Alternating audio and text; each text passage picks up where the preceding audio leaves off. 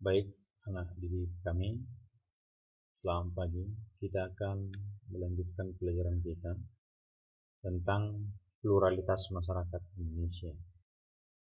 Anak didik kami, Indonesia adalah negara yang kaya dalam berbagai aspek kehidupan, sangat majemuk.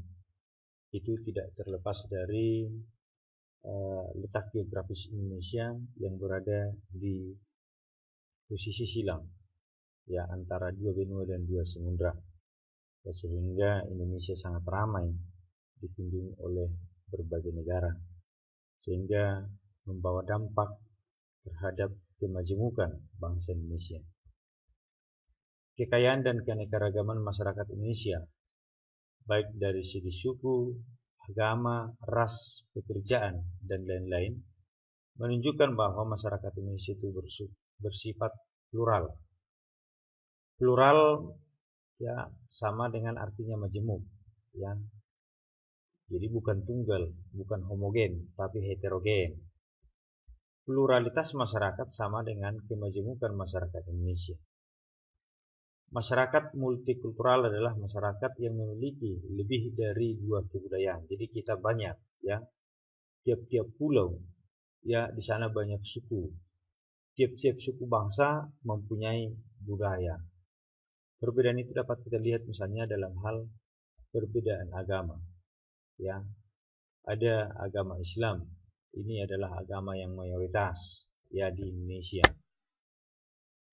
Baik, untuk selanjutnya adalah ada agama Kristen Protestan, ya. Ini sejalan dengan masuknya bangsa-bangsa Barat ke Indonesia, ya, sekitar abad ke-16. Itu para misionaris dari Eropa datang ke Indonesia di sebagian wilayah Papua, Sumatera Utara, Sulawesi Utara, dan sebagian Pulau Jawa. Kemudian agama Kristen Katolik, ya, atau sering disebut dengan Katolik, ya. Ini juga erat hubungannya dengan kedatangan bangsa Portugis dan Spanyol. Salah satu misionaris yang membawa agama Katolik adalah Franciscus Xaverius. Kemudian agama Hindu, ya, ini sudah duluan masuk, ya, dari India, ya, diperkirakan masuk ke Indonesia sekitar abad ke-5 Masehi. Kemudian agama Buddha, ya, ini tadi diperkirakan bersamaan dengan masuknya agama Buddha, agama Hindu ke Indonesia. Ya, ini juga sangat mempengaruhi. Barangkali anak didik kami masih ingat tentang keberadaan kerajaan Sriwijaya. Ya, ini adalah salah satu kerajaan terbesar bercorak Buddha di Indonesia. Ya, salah satu pusat studi agama Buddha di Asia Tenggara, ya, ketika kejayaan Sriwijaya. Ada Universitas Nalanda, ya. Kemudian ada agama Konghucu. Ya, selain daripada 6 agama di Indonesia, masih banyak aliran-aliran kepercayaan. Yang kedua, selain perbedaan agama, kita juga memiliki perbedaan budaya. Budaya itu adalah hasil cipta rasa karsa manusia, ya, dalam rangka memenuhi kebutuhannya.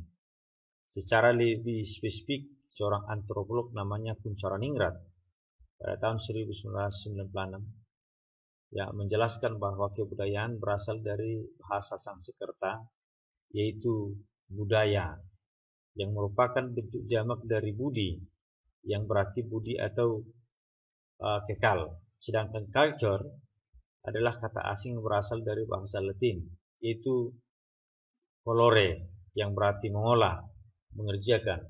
Khususnya pada waktu itu adalah mengolah tanah untuk pertanian. Kemudian menurut sosiolog J.J. Hunigman, ya, ada 3 wujud daripada budaya itu.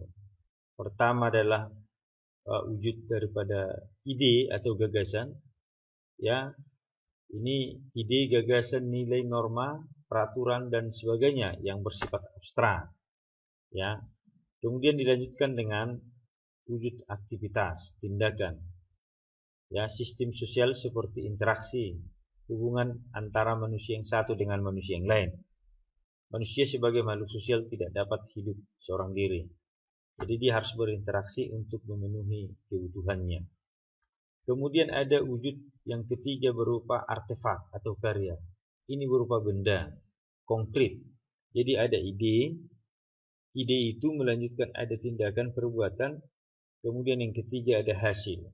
Ya, kira-kira begitu maksud daripada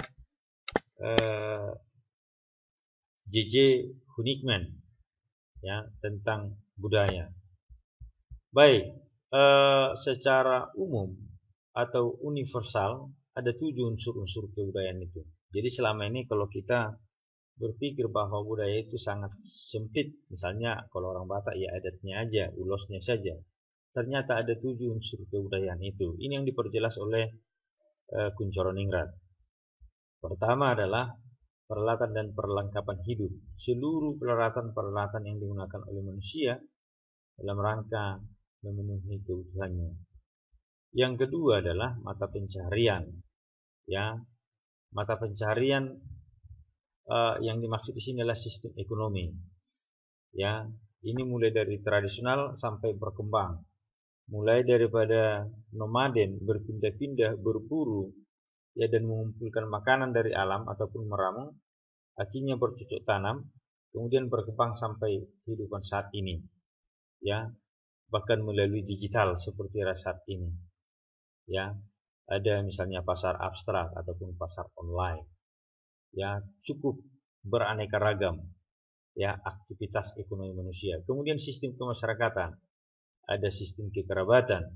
Misalnya kalau orang Batak ada namanya Dalihan Natulu sebagai acuan, ya, dalam menyapa, beraktivitas, ya, karena di sana ada hula-hula, ada dongan tugu, ada boru, ada sistem menarik garis keturunan, ada patrilineal menarik keturunan daripada bapak, ya, ada matrilineal menarik keturunan daripada ibu, ya. Kemudian sistem organisasi politik, ya, ada sistem kerajaan, ya, ada berkembang sistem demokrasi saat ini. Kemudian ada sistem hukum, ya, kemudian ada sistem perkawinan. Kemudian bahasa, unsur yang keempat adalah bahasa. Ini dari lisan, ya, prasejarah berkembang menjadi tulisan. Ya, kemudian sekarang ya berkembang bahasa-bahasa internasional, bahasa-bahasa asing yang harus dikuasai. Ya, ada media pendukung, ya, ada tulisan, ya, ada surat, ya, ada menggunakan mesin tik, ada komputer, ada laptop, ya, ada gadget macam-macam saat ini. Ya, kemudian sistem kesenian ini juga sangat kompleks, ya, mulai dari yang sederhana, kedaerahan, musik, tari, ya, sendratasi, lukisan, kaligrafi, aksara, ya.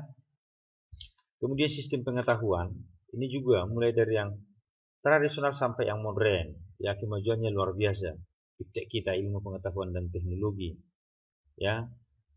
Kemudian sistem kepercayaan, ya, dari animisme, dinamisme, percaya kepada roh, dinamisme benda-benda, totemisme, ya. Kemudian ke agama-agama modern itu tadi, ya. Ya, ada Kristen, ada Katolik, ada Islam, ada Hindu, ada Buddha, ada Konghucu, ya, ada lagi aliran-aliran kepercayaan. Tapi yang perlu kita sikapi bahwa perbedaan itu bukan mengarah kepada perpecahan, tapi itu menjadi kekayaan. Itu menjadi kekayaan kita, ya. Kalau tidak masuk Hindu, ya tidak akan ada candi. Kalau tidak masuk, ya, Islam juga, ya, kita tidak akan mengenal masjid-masjid tua, ya, yang bisa menjadi objek budaya, ya. Kalau tidak masuk Kristen, baik Katolik, Protestan, ya tidak akan ada yang namanya wisata iman, tidak ada sedekah. Jadi sekali lagi ini menjadi potensi yang luar biasa. Ya, itu ya penjelasan Bapak tentang pluralitas, ya, kemajemukan masyarakat Indonesia itu harus dijaga, dilestarikan, itu menjadi kekayaan. Toleransi menjadi salah satu kunci, ya, menghargai setiap yang namanya perbedaan-perbedaan itu. Ya, mudah-mudahan lewat membaca dan materinya nanti akan Bapak kirim lagi, ya, berupa PowerPoint. Terima kasih, mudah-mudahan bisa dipahami oleh anak didik kami.